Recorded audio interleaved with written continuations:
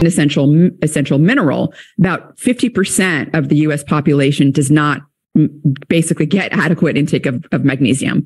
And the RDA for adequate intake was set at around, I would say on average, it's a little different for males and females, but on average about 400 milligrams per day for an adult. And if you are a physically active adult, so let's say you exercise frequently, you are, maybe using the sauna, you can excrete magnesium through sweat. And so physically active adults actually require anywhere between 10 to 20% more than the RDA. So you can imagine if people are already not even getting the RDA, the physically active people are even, in worse shape in some respects. And magnesium is an essential cofactor. It's a mineral that is important for the function of over 300 different enzymes in our body. Everything from enzymes that are important for repairing damage to our DNA. So DNA damage is something that's happening every day. It's happening right now as we're having this conversation.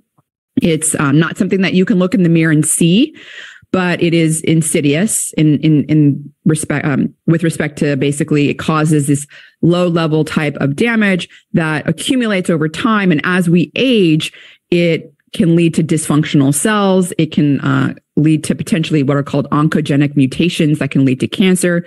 So repair enzymes do not work properly without magnesium.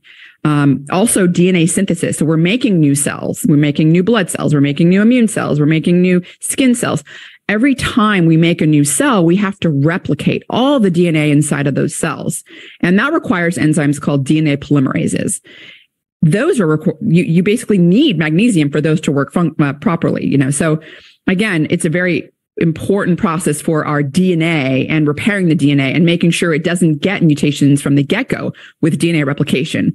And it's probably why there's a variety of studies that have found these are observational studies.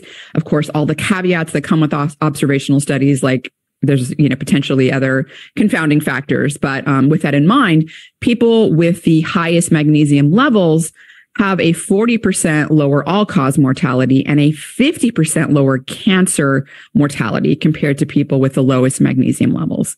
There's another study that I think was specific to pancreatic cancer. So for every 100 milligram decrease in magnesium intake, there was a 24% increase in pancreatic cancer incidence. So again, sort of highlighting the important role magnesium plays, particularly with our DNA and, with respect to making sure the integrity of our DNA, the genomic stability of our DNA is good. And that's very important for preventing cancer, which is an age-related disease. It's something that you want to try to do everything you can to prevent. Of course, there are things outside of our control.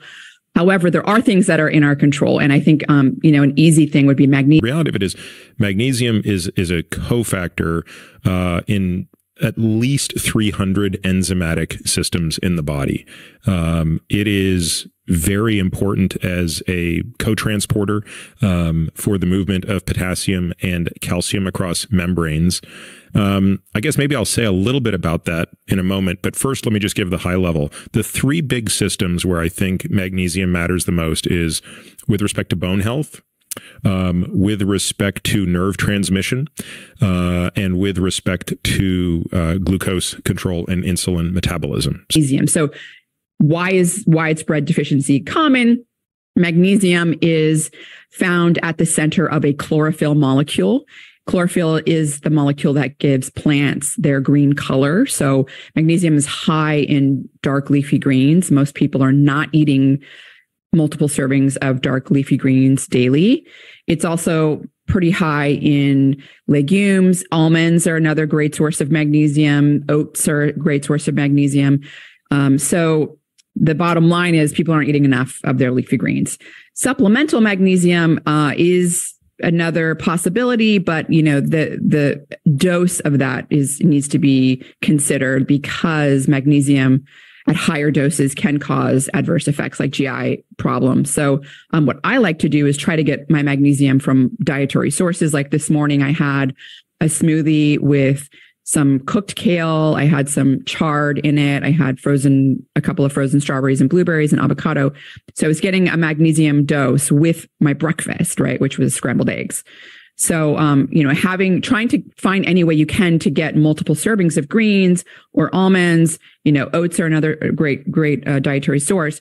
But I also do a supplement of about 125 milligrams of magnesium, and I do magnesium glycinate.